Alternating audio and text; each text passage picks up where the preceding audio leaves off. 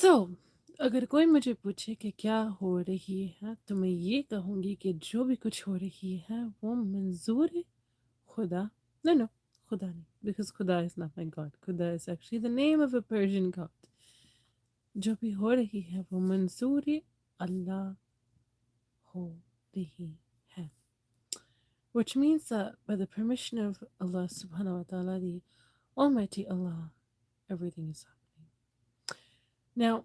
What exactly had happened previously? Let us kind of decipher just a small little tiny part. Um, I had a court date as per the video, and after this, I had gone off to what obviously should be also my office, was called, with the money that was taken out through extortion through my husband and the company reversed. There is such a thing in the bank called reversal that was done to my own individual account. Now, the money that was in there, I was working till 5 o'clock in the morning, 6 o'clock in the morning, with my neighbors as a witness to this, with Allah as my witness to this. 5, 6 o'clock in the morning. I know that there are tremendous amounts of people, what's it called, for this, to testify for this. But anyhow, to get to the point, I worked hard for that for 2 years. Actually, even more, because I was supposed to get paid a salary for much more than that, and I wasn't paid for that. Matter of fact, I was disrespected, if anything. And what had happened was interesting that this money that was left over was supposed to be to save the place of abode for my spouse and I, to be able to take care of a place for our belongings, for everything, and he forfeited, and he forfeited about a year ago, and just went on my. Anyhow, I still had some of his documents, and something had come in the mail for him, which was passed on to me. So I had passed it on, decided to pass it on. Well, it's his medical card, and because he is somebody who is in dire need of medical treatment at all times, I figured, you know what, let me just go ahead and stop by the office that was made through my funds that were in my account. That's actually supposed to be my office because I was paid through my funds that I worked for because my husband was in a hospital for at least approximately 3 years. I took care of the business for 2 years. Right? And what they decided to do was obviously take over the business, and then, of course, not only threw me out, but threw out all of my rights, and also transferred with the name of the K9 or whatever it is that you're calling it. Um, it doesn't work that way, but you know what? I'm just letting you, Bukar Khan, be happy because I am to love you as my spouse. And I don't want nothing to happen to you. My father told me something so beautiful. He said that if something happens to you, then the person that would feel it the most would be you as an I would feel it the most. And that is so true today. Not, um, anyways, so I just had rang the doorbell, or let's go, just rang the doorbell or knocked on the door for him to come to the door to receive his health insurance card, and yes, to see him too, because I don't lie. It was Ramadan. He had called me earlier and had wished me Ramadan Mubarak, so it would have been nice to see him too. Hey, heck, if all of the druggies and the drunkards and the vile women, or the people that I even give a job to, All these nonsense, sometimes nonsense people can see Mr. Khan, so why wouldn't I be able to? If we're legally still married on paper and by our hearts. I don't care what these people that, for their own benefits, try to do to us. And even if they think that they are successful in this dunya, guess what? Why build pride in this dunya? And why build what you guys did if you're not going to be able to take it to your akhirah or in your graves? Because to break a marriage is like breaking a masjid. Or, in other words, when people say to break a marriage is like to break the church, what's the common say? And so you thought you broke a marriage, but and maybe you did. But you know what? You have a daughter, and you guys have your own marriage. And I don't wish that upon you or anyone. But my deen in the Quran says karma. Technically, you would think that it would identify it with as a Hindu thing, but it's not.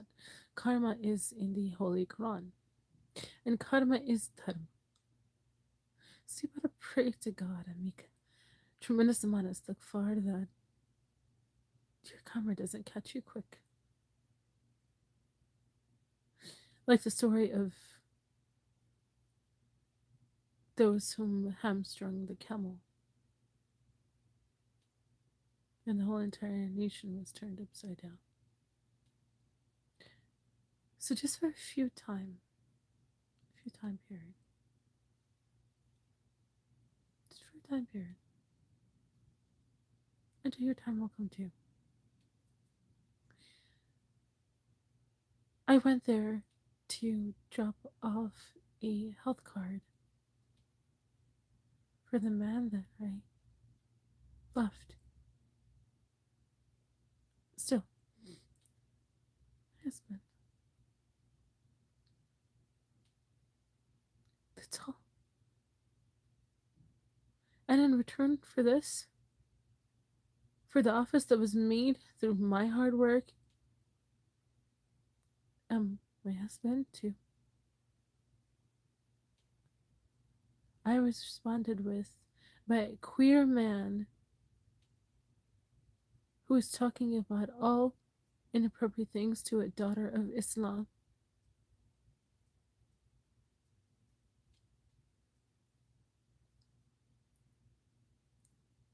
So to keep it simple, on to the next. My next question would be for those who don't know.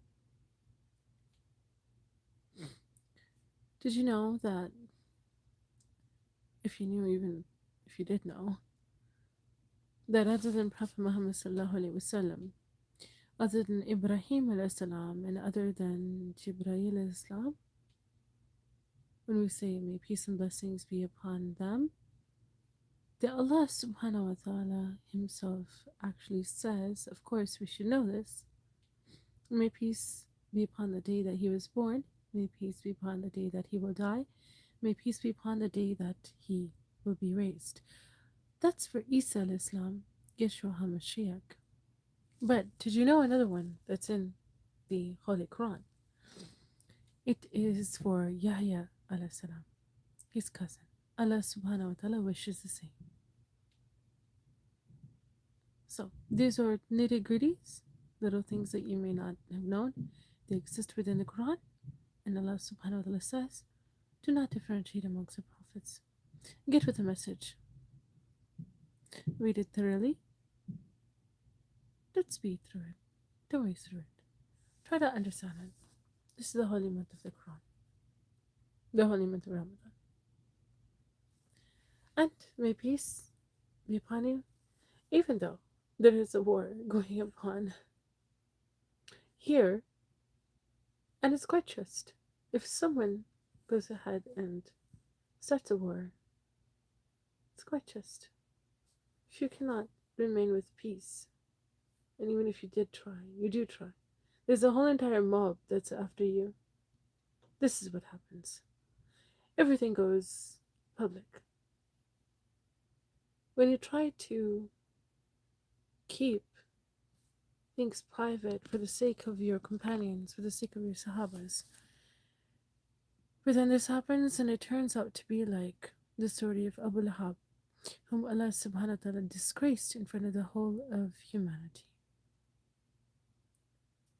And I suppose so that this is what's going on. This man took my husband, lied uncountable times, went ahead and took our business. This man went ahead and took the vehicle that I chose for my spouse, our vehicle, registered underneath his name. And obviously the videos are there for that. Gari lelo, gari lelo. He went against vengeance. Why? Because of his daughter.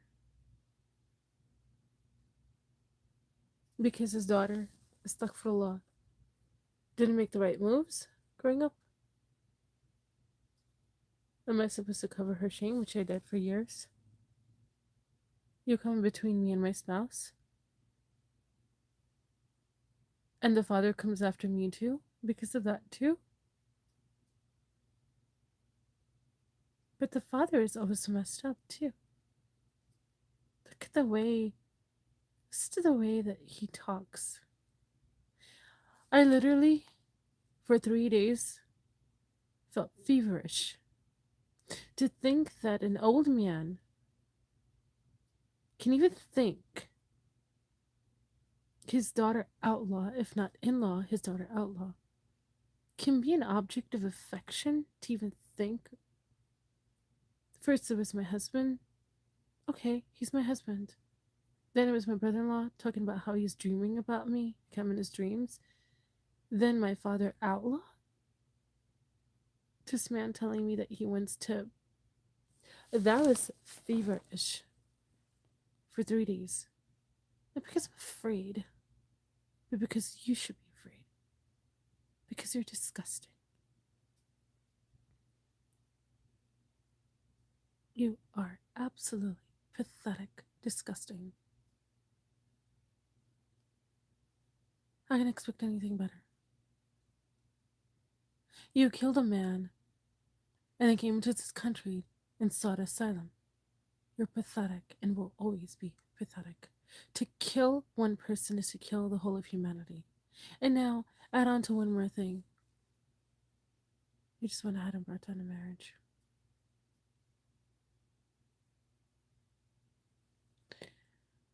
With someone who will never in his lifetime, inshallah, be loved. Someone truly and pure who had left your son for 8 years, with or without the accident.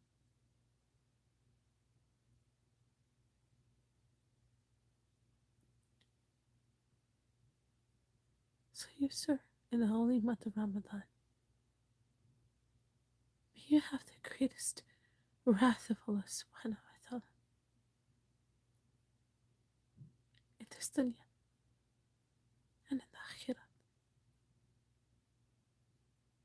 May no mercy be upon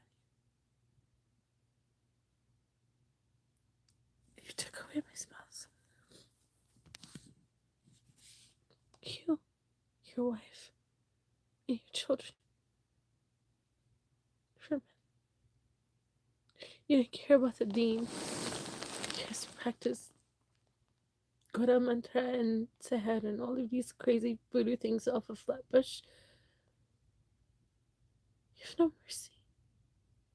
Just fake. Even your wife wants to be like me. started this channel for my spouse, for him to learn deen many years ago. But he wanted to be just like me. Do you want to know why? Because back home in Pakistan, this woman, she didn't even have a rumal. Rumal means handkerchief. Her husband didn't even want to marry her, wanted to marry somebody else. Everything that I had was everything she wanted. And the one thing that she wanted for honor was deen, which she didn't have an ounce of, and she still doesn't because she practices witchcraft, which is sad. So, no, don't judge me. Don't judge a book by its cover. And if you say anything to me, then think about one more thing too. If you talk about my hijab, then think about something else too. In the Holy Quran, there's a verse that says that men are supposed to lower their gaze. That is their hijab.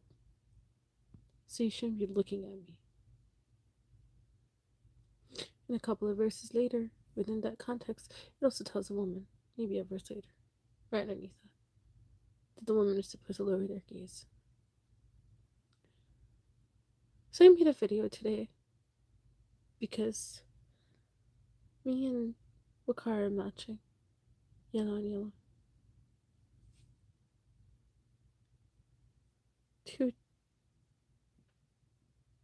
wherever you are, just be happy, healthy, and blessed.